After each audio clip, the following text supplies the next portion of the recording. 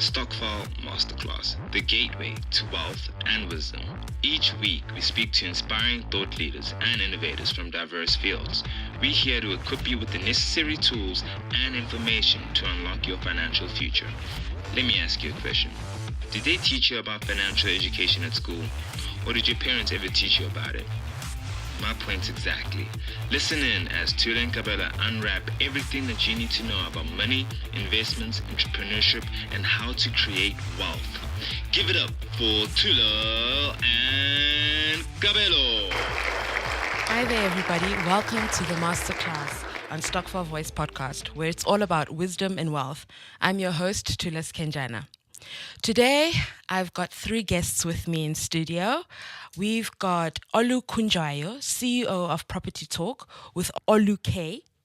She is an award-winning property consultant who has made it her business to help people realize their property dreams. She does this by hosting property workshops, talk shows, and roadshows, and one-on-one consultations. We also have Justin Eastrop from Uber Expert Home Loans, not Uber the car taxi people, but Uber OOBA, and they are the experts in home loans. He is the provincial sales manager, so he'll be here to answer some of our banking questions. Plus, we also have Sakila Moremi, who is a member of Mitaketo Stokvel, which is a property Stokvel, and she's also a director of SK Heights, which is a property investment company and construction supplies company. Thank you, Olu, Justin, and Sakila, for joining me. Thank you. Thank you. So to get started, I'm going to ask each and every one of you. I'll start with Olu. Do you belong to a Stokvel, Olu? Yes, I do. Please tell us a little bit about that. That's exciting. Our Stokvel, it's there's five of us. Mm-hmm. It's just us as cousins. Mm-hmm. We started the Stokvel last year what's last year? 2017. Yes. Yeah. So we each contribute 3,000 rand a month. Yes. And we are banking their money. So every month is 3,000, and then we are looking at getting ourselves a bond, and we are going to be buying property for rentals. So we'll be renting it. Okay. Renting it out.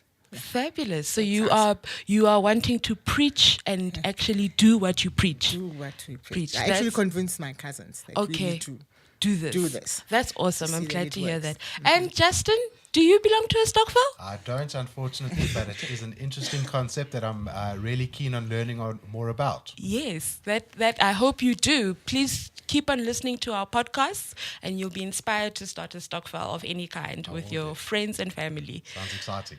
And Sakile, Mitaketo. Say that again. It's Mikatego. Okay, please can you tell us a bit more about your Stokvel? Basically, we came together as a group of, it was about 32 of us, hardly knew each other. And we came together basically because I think we all had the same vision to be able to purchase property, but obviously to utilize the power of coming together in numbers to purchase the properties. So we came together, we opened a Stokvel account, and we put the money in the Stokvel account. And the reason being putting the money in the Stokvel account is because we just wanted to understand and be on the same page and let everybody know what it is that they are putting themselves into before we can incorporate into a company. So 12 months have gone by, and now we are in a process of incorporating as a company because we're going to be a property investment company, basically. So you guys are actually taking it a step higher than what Olu's doing. You're not looking at literally just buying properties for rental and so forth, but as an investment strategy on the bigger bigger scheme of things. Awesome stuff. Okay, I want to ask you, Olu, what are the common mistakes that people make when they're purchasing property? Ooh. Okay, she just nodded and said, Justin, you feel that one. So Justin, do tell us. So I think one of the biggest confusions when one's purchasing a property are the costs associated to the particular transaction. Mm-hmm. So one always needs to remember when you are purchasing a property, there are certain costs such as transfer and registration costs that are payable by the purchaser. we often get into situations where an offer to purchase has been signed and a bond grant has been issued, and the instructions are sent to the attorneys, and the home buyer didn't necessarily know that they had to pay costs to purchase the property. So the registration costs are to move the property or to register the property into the purchaser's name. Okay. And the transfer cost is to move the property from the seller's name into the purchaser's name. Okay. So the attorneys do get involved with that. It is a requirement that attorneys get involved with, and those are the fees associated to the transaction. Sometimes as well, the banks won't necessarily give you a 100% bond. And what that means is that the banks will call for a deposit. And some buyers don't necessarily know that they will require a deposit, and they may not necessarily have the deposit available when purchasing the property. Okay. So this is exactly what Olu and her cousins are doing in terms of the money that they're putting away is, correct me if I'm wrong, Olu, but with the money you're putting away is so that you can get a bond, but then also if you don't get a full bond, you'll have as a deposit. Okay, that's actually absolutely great. And then what are the first steps that a Stokvel group can take when they want to invest in real estate? We've spoken quite a bit about banking the money. So it's vital that if a Stokvel wants to purchase a property, firstly, the money needs to be reflected into an account. And secondly is how to structure that Stokvel so the bank can assess the affordability of the application. So, for instance, you would create not necessarily a Stokvel account, but a business account where you're banking your money and you're issuing financial statements on that particular business. So it's a property owning business where you would, on an annual basis, send it through to the accountant or auditor for them to do financial statements. And it is also vital that when you're going in and you're applying for a bond at a bank, in a legal entity, which will be the company that you've created with your Stokvel, is that we have to have between 24 or 2 years and 3 years financial statements on that business in order for the banks to verify affordability and sustainability of affordability for the facility. Okay. So it really means that Stokvels need to know that this is going to be a lengthy process. It's not something that you can just decide now at the beginning of the year and that at the end of the year, boom, we're going to have our property. They need to be able to play it out, wait it out, and make sure that they follow the rules. 2 years minimum. Minimum 2 years. Minimum yes. 2 years. Okay. So I guess that actually answers my next question. How long does it take to buy a home? Okay. So that's the 2 years so that they have your history. But once you start that process, how long does it take? So I think let's just go back and if you choose to do the application in a different way. So as I've said before, I'm not quite sure how one would structure the Stokvel, but if you are banking that money and depending on how many people are involved, one could look at are you registering the bond in the Stokvel or are you using the money to try and justify affordability to the bank? So, one always needs to ask the question. Let's use Sakile and Olu because they're using two different models. So Correct. perhaps you can speak to the model that Olu is using and then the model that Sakile and her group are using. So let's look at Olu's structure, is that she is putting money away to pay for a deposit, not necessarily reliant on the affordability aspect for that particular transaction. Okay. So Olu's structure is that she is, from what my understanding is, creating a platform to save for a deposit and to cover for the costs. So we may not necessarily use the Stokvel as affordability for the home loan application. What we could do is we could look at the people buying the property. So Olu says that she's got 5 cousins that are involved in the Stokvel. We would then look at their individual affordability aspects. So get salary slips, get an understanding of what they earn, get an understanding of what their expenses are, and apply for the bond. It may be in the 5 people's names, but using the savings of the Stokvel that she's created to cover for the costs and registrations. The other aspect is the creating the company. That is where you are formally placing money into an account on a monthly basis and you're recording it as a company. So if it's in a company format, the bank needs to see there's 24 months performance of that business, minimum 24 months. I prefer 3 years financial statements because what the bank needs to see is can the company from the past 24 or 3 years sustain the facility going forward. Okay. So the company we're looking at the company as a whole, whereas in Ulu's situation, we are looking perhaps at the individuals rather than a legal entity. Okay, so actually it does make sense. Then if you are a smaller group, you can go Olu's route, because then the bank can handle looking at the backgrounds of each of the individual members. But if you're a big group like Sakile Stokvel, the best way to go is to be incorporated. Correct. Okay, and then it takes even longer as well for them. If you haven't started recording your financial statements, absolutely. Okay. Do you have any questions, Sakila, that you'd like to table? I think my only question to Justin would be, in an instance like this, like you say, in Olu's situation, because it's a smaller group of 5 people, and they are already putting the money in a bank, which is in a company, like she indicated. And in our instance, obviously, it's been in a Stokvel account, and now it's in a bank account. I mean, we're going to incorporate and then put it into a business account.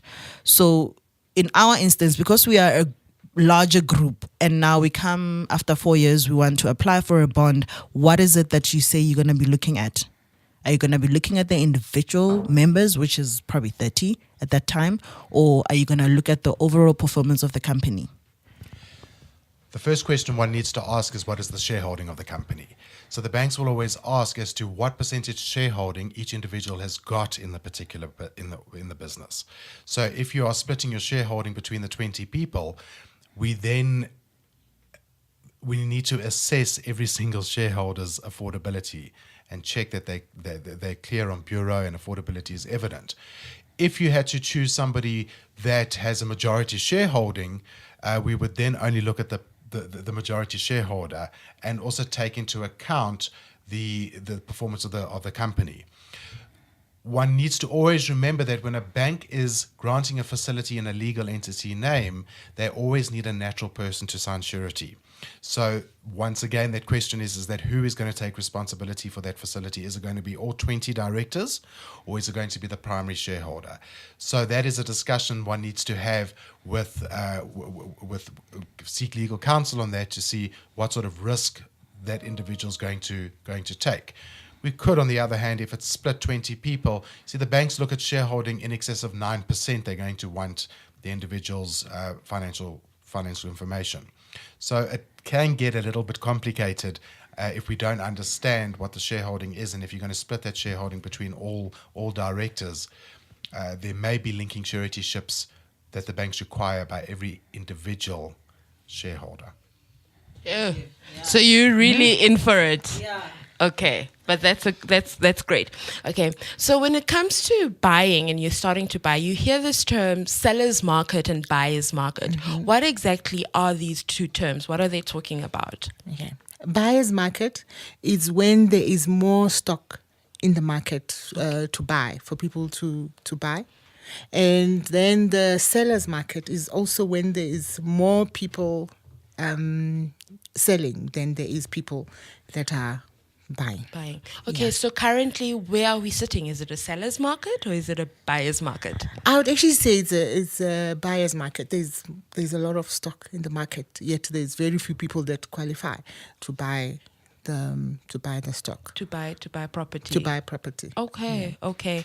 And how much do you have to pay an agent to help you buy a house? Well,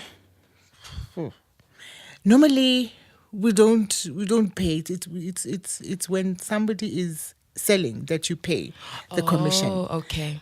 Yeah, all but right. the buyer's commission, I think it's mostly in the States, not here, but not in South Africa. Not in South Africa. Okay, that's great. Who are the other key players that are involved in this whole entire process of buying? For example, Justin mentioned there's lawyers that need to get involved. Could you just break down step by step who are the different types of people that you're going to encounter in your journey of buying? So, for example, you go to a property agent. You see the different properties that they have. Then it will be your bond originators, and it will be your conveyancers. Okay, those are the attorneys. Okay. Mm-hmm. And then you also have deeds office. Okay. Mm-hmm. and the bank Key people. keeper. Can I also hand over that to Justin to To expound a bit more, expand on- please do so, Justin. So when you're purchasing a property, you're going to be dealing with the real estate agent selling the property. If you're happy with the property, you will sign the offer to purchase with the real estate agent. The real estate agent will then refer the purchaser, the home buyer, to an originator to secure the home finance. Okay. So the originator's primary relationship lies with the home buyer and with the bank. On grant of that facility, which means that the bank has approved it, the conveyancers or the attorneys are then involved. There are usually 3 attorneys involved in a property transaction. The first one is your registering attorneys. The second one is your transferring attorneys. And your third is your cancellation attorneys, who are dealing with the seller's cancellation of the existing bond. Okay. Then after the registration is done, you've got your deeds office who's registering that bond. And those are really the key players in the whole chain of events. Okay. Now, I'm particularly interested in the conveyors. Who gets to appoint the conveyors in the transaction, and what can we just expound a bit more in detail what their actual role is? So the seller is able to choose the transferring attorney. So what the transferring attorney does is transfers the property from the seller's name to the buyer's name. That is the seller's choice. The bank chooses the registering attorneys. The registering attorneys are registering a bond in the buyer's name over the property. So the banks do an allocation of the attorneys. So the seller chooses the transferring attorneys. The banks would nominate the registering attorneys. Okay. But when they 3... The third Yes. is the cancellation. So Yes. whoever that bond is held with, the seller's bond is held with, the bank would nominate the cancellation attorneys on that particular transaction as well. So the only choice that one has is the transferring attorneys, and that's the seller's choice. Okay. And in terms of, I would think if I was to sit with an attorney and talk about this whole process, that they would offer me advice and consultation. And I know, Sakila, that was not your experience, perhaps.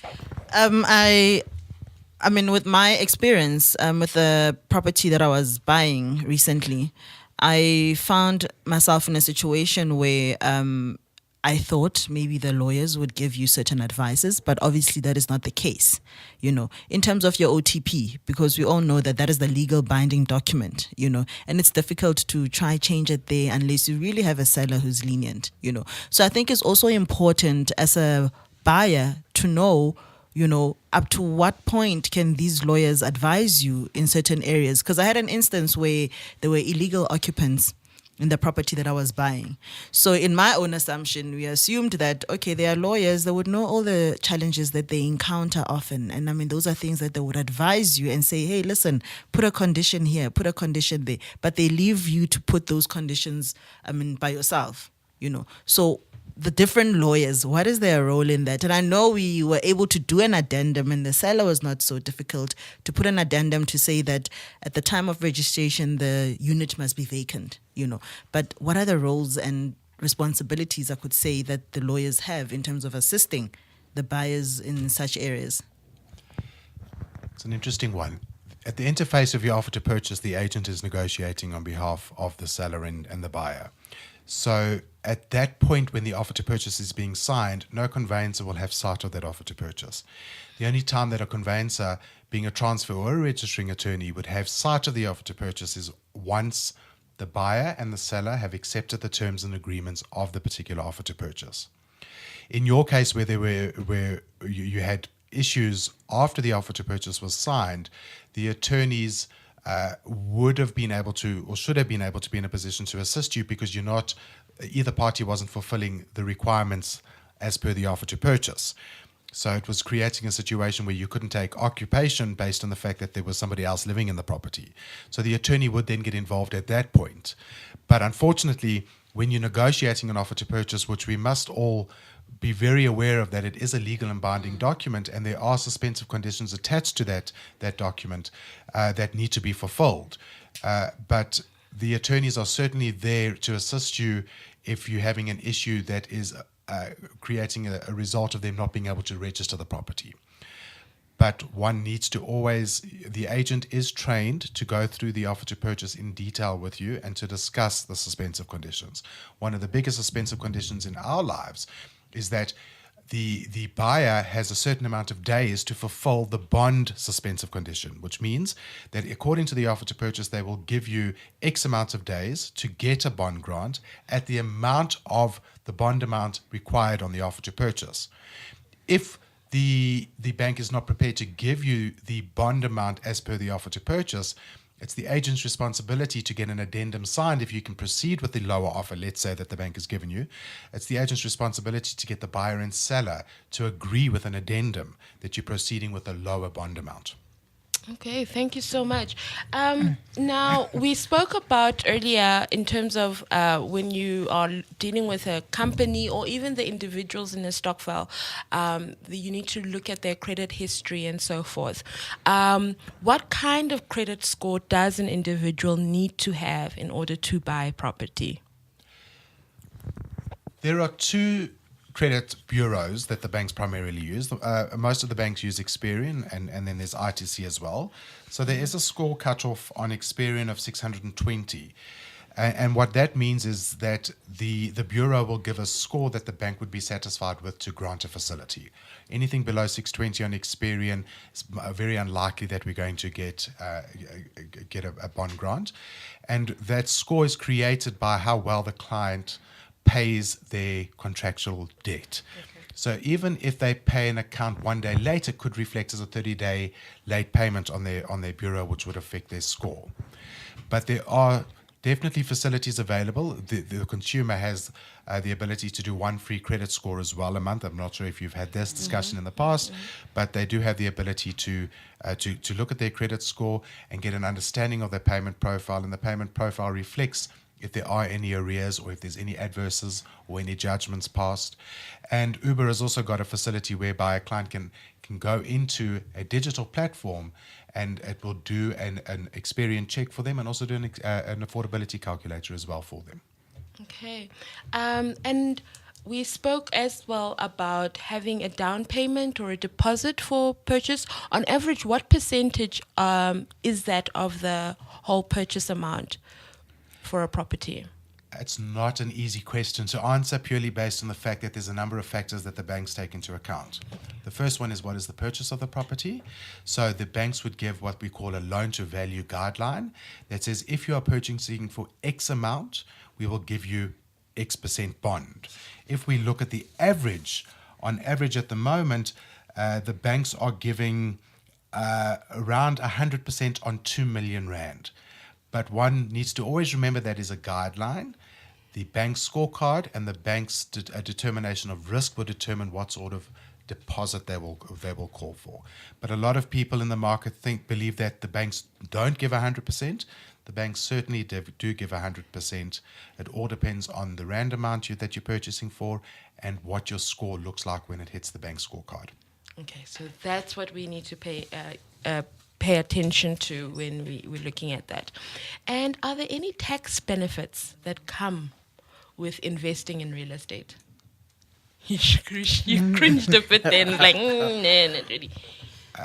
Once again, not an easy property transactions. There's always a caveat in some instances.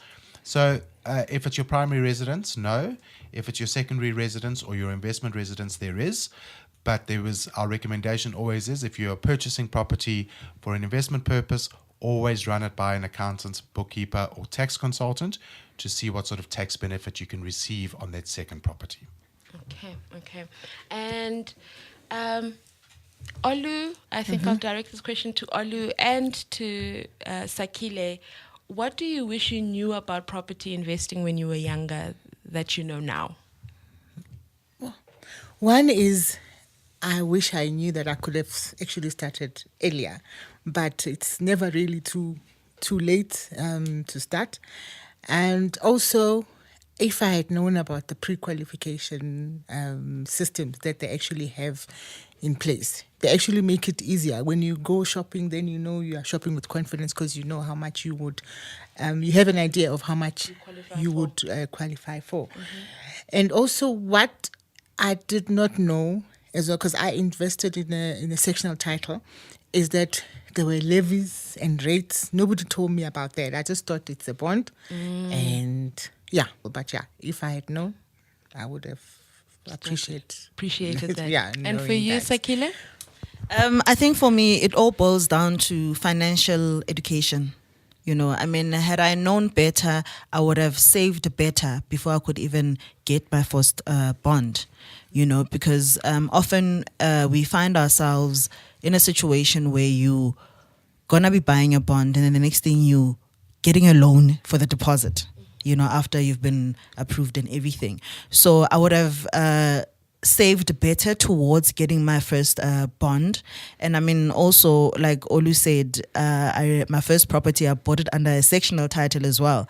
And had I known what it entails in terms of buying a property in a sectional title, because there's a lot of things to consider that I think a lot of young people and a lot of people basically buying property are not aware of, because there's your body corporate financials that you often don't go through as a person buying property in a sectional title. There's a lot of things that you need to look at. How are people paying their rates in that complex that you're buying into? And those are things that often the estate agents will not tell you about because they need to make a sale. So those are things that I wish I could have known.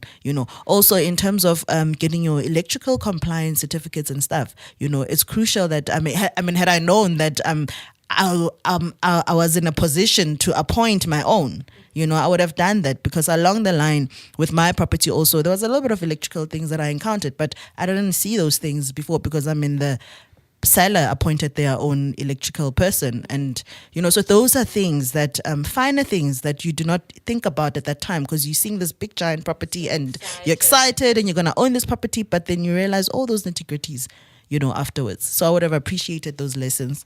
Okay. I think one thing that actually just came up to me is I heard you both ladies talking about a sectional title. Okay, so what is a sectional title and what are the other titles of buying property? Olu? Sectional title is when you are buying in a flat, for example, or in a townhouse. That's what you call a complex. A complex. Okay. Yeah, that's what you call then a sectional titles. Then there's levies there. There's rates as well that needs to be paid, and you're also limited to using a certain Portion of that property. Okay. And then what other types of purchasing is it? A standalone house that is called, what type of title is that? It's a sectional title, and then it's a standalone. Standalone. Okay. No, I just wanted to ask to make sure that everybody understands if they don't know. Thank you so much for joining us, Olu, Justin, and Sakile. I trust that this information will be useful to all our listeners. And of course, we're hoping that as they listen, there'll be more questions that they'll want to ask you guys. And hopefully it won't be the last of seeing you. But with that said, I thank you so much for contributing to our pool of wisdom and wealth for our Stokvels. So, Olu, if people want to get a hold of you and participate in your workshops, how do they get a hold of you? They can call me on 067 079 3709, or they can find me on Facebook, Twitter, Instagram, and what's the other way? I'm on LinkedIn as well. Okay. So I am Property Talk with Oluke. On all the social media handles. Social media. Awesome stuff. Thank you once again for joining us and bringing Justin into the studio. And I trust for you, Sakile, this has been a insightful and informative session for you. Thank you. You obviously liked our show, so please do share it with friends, family, colleagues, neighbors, bosses, ex-bosses, and kids. Follow us on our social media pages at Stokvel Voice or Stokvel Voice Media. To see more content, please log on to our website at www.stokvelvoice.co.za. See you same time next month. Goodbye. You listening to Stokvel Voice Podcast, your gateway to wealth and wisdom.